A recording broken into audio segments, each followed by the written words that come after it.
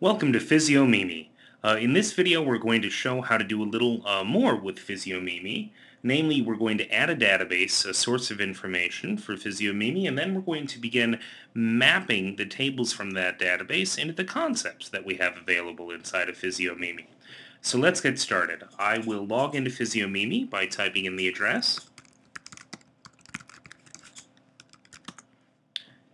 And we'll take a quick look. We'll see that I have already created my ontology. I'm using the sleep domain ontology, and I already have a bunch of concepts that are already defined in that ontology. So I'm going to move over to the data sources here, and I'm going to create a new database for PhysioMIMI to use. Now the way this works is PhysioMIMI can connect to any data source that I give it, and then it can pull data from that database. It makes it very nice. Later on, when we start to do queries, we don't have to worry about importing our data into PhysioMIMI or doing any other work to get it straightened out. We can just point it to these databases, and it will continue to pull from them as long as we want. So I've already got a database set up. I'll fill out this form so that PhysioMIMI can use it. I'll just call it DB1. I don't need a description.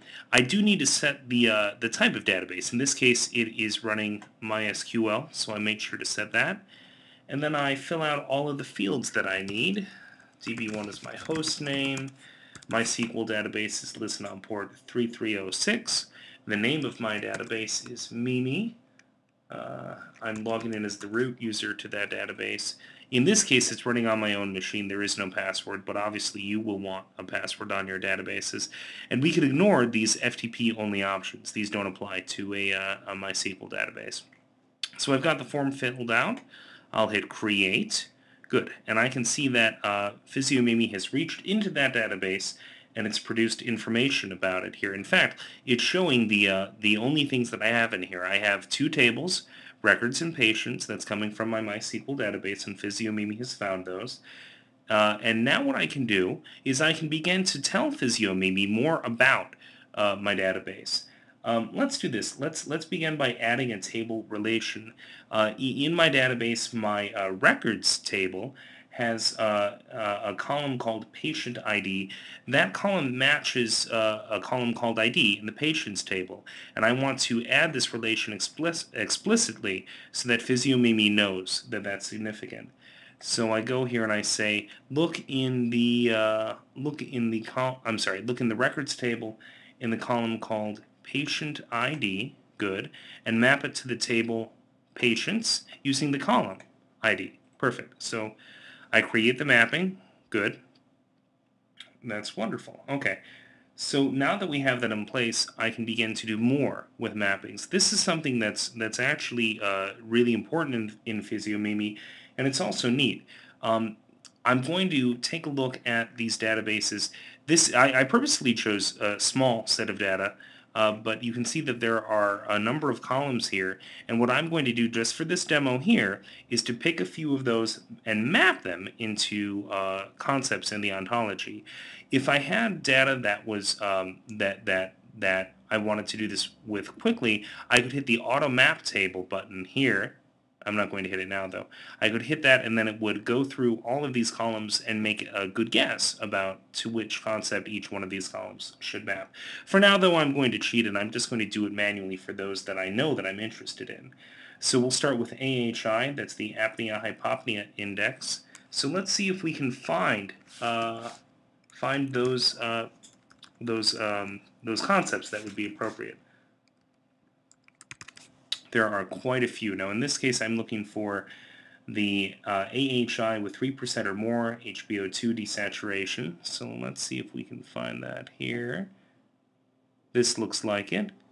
AHI 3% or more. Perfect. Okay. So I'm choosing this concept for this column, and then I'll repeat this for a few others. We're going to use BMI, body mass index finding. Good. So we have that. We also have the ID. For us, that's going to be the event ID, and we have that. And now the patient age is also something that I'm interested in.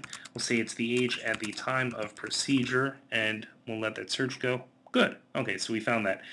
For now, these are all the columns that I'm going to map in the records table, but I also want to go down to the patients table and do some mappings as well. So I'll open up my patients table. Oh, it's already here. Perfect. And I'll just map a couple of these. ID is going to be the patient ID. And the patient gender. Now, this one actually, it depends on the data.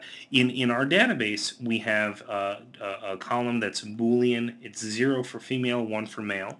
So I'm going to do two things. First, I'm going to tell it that this concept here is the male concept, and then I'm going to choose the appropriate values here. So again, if we're talking about males, then a 0 is false, and a 1 is true. There. So now to save that, I'm going to hit this check mark over here, and that's been saved, so that's good. Okay, so at this point, I've got the data loaded into, I've got the data being pulled in from the MySQL database, and I have created these mappings that are very important so that we can actually do things with them. The next thing that we're going to do is begin to work with queries, but we'll actually cover that in the next video. So for now, we'll stop and say thank you for watching, and we encourage you to look ahead to the next video where we'll begin to talk about making queries based on the databases and the data sources that we have being pulled into PhysioMIMI.